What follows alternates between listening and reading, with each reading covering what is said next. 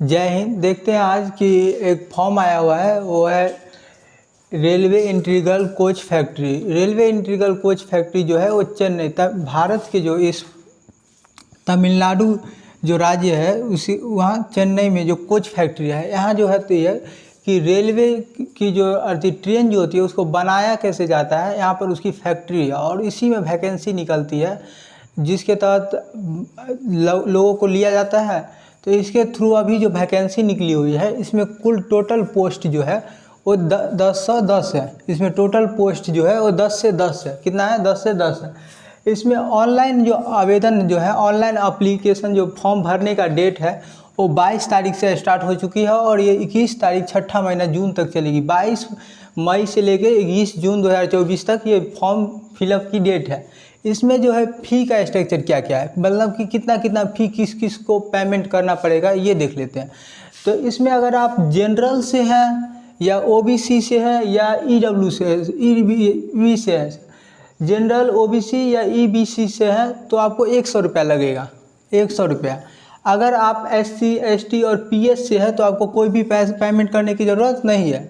अगर आप गर्ल्स, कोई भी गर्ल्स हैं, चाहे वो किसी भी कैटेगरी में आता हो, OBC, general, SC ST, all category, उसको कोई भी पेमेंट करने की आवश्यकता नहीं, उसको 0 रुपया है, उसका भी कोई पेमेंट नहीं लगेगा। गर्ल्स को भी कोई पेमेंट देने की कोई आवश्यकता नहीं है।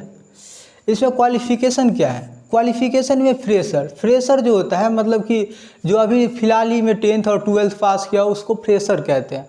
तो फ्रेशर में अगर आप 10th पास हैं तो भी फॉर्म भर सकते हैं, 12th पास है तो भी फॉर्म भर सकते हैं। 10th पास होने पर आपको 50% मार्क्स चाहिए, 50% मार्क्स चाहिए तो ये फॉर्म भर सकते हैं।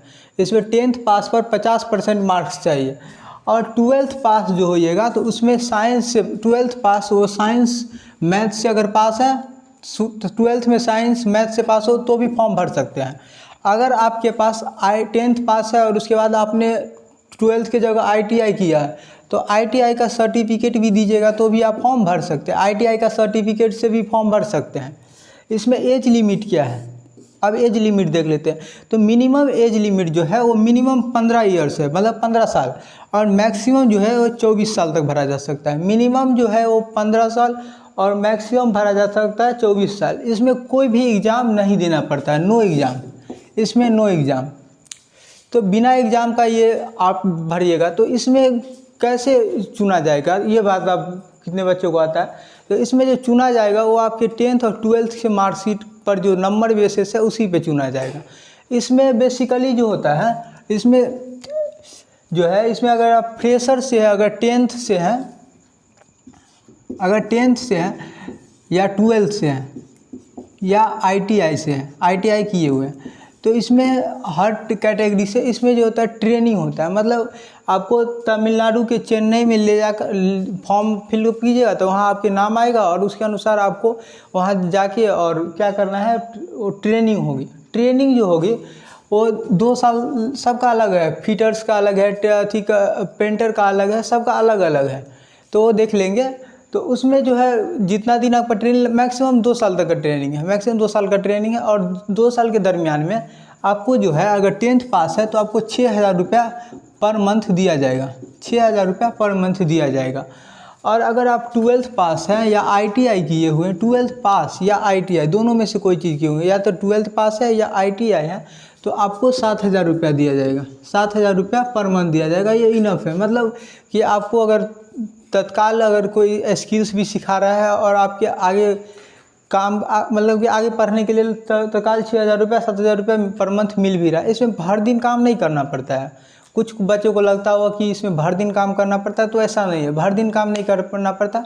आपको मैक्सिमम 8 घंटा की ड्यूटी दिया जाता है और 8 घंटा के बाद आपके पास काफ़ी अच्छा समय रहता है, 8 से 7 घंटा आपको पढ़ने के लिए, आप चाहें तो पढ़ सकते हैं। इसमें जो है आपको 2 साल तक का ट्रेनिंग हुआ, 2 साल की ट्रेनिंग होगी और उसके बाद आपको एक सर्टिफिकेट दिया जाएगा। उसके बाद क्या दिया जाएगा? आपको एक सर्टिफिकेट दिया जाएगा। इसमें एक सर्टिफिकेट दिया जाएगा और आपको घर भेज दिया जाएगा। तो आपको अब ऐसा लगता होगा कि जब सर्टिफिकेट देकर ही अगर घर भेज देना था तो हम ये कोर्स क्यों करें? तो ये कोर्स करने का फ़ायदा जो है इसमें अगर हम ग्रुप डी वाला जब फॉर्म आता है तो ग्रुप डी का फॉर्म में आपको ये अगर कोर्स किए रहेगा तो आपको फ़ायदा मिलेगा।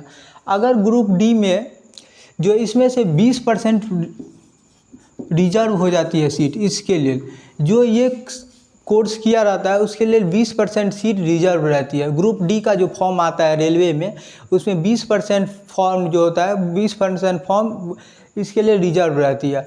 और कट ऑफ जो लास्ट पे बनता है तो अगर जो ये किया है उसका अगर कट ऑफ 50 बनता है और जो नहीं किया रहेगा उसका कट ऑफ 70 पे क्वालिफिकेशन मांगा जाएगा, मतलब वो 70 लेगा और जो ये कोर्स किया है तो 50 लेगा। तो इतना 20 नंबर का डिफरेंस भी रहता है। अगर आपका कुछ कम नंबर भी आए तो भी आपको ले लिया जाएगा, क्योंकि आपके पास ये जो स्किल सिखाई जाती है इसके बेस पर नंबर भी कम लिया जाता है। यही फ़ायदा है इस कोर्स को कंप्लीट करने का। वैसे तो आपको 2 साल दिया जाएगा और 2 साल का जो कोर्स है वो कीजिए, उसके बाद ये आपको घर भेज दिया जाएगा। 2 साल तक आपको पैसा दिया जाएगा। उसके बाद जो ग्रुप डी की फॉर्म आती है उसमें आप भरिएगा। तो ये फ़ायदा है। जिस प्रकार अगर हम एनसीसी करते हैं तो हमको आर्मी में कुछ छूट मिलती है, उसी प्रकार इसमें भी छूट मिलती है। जय हिंद।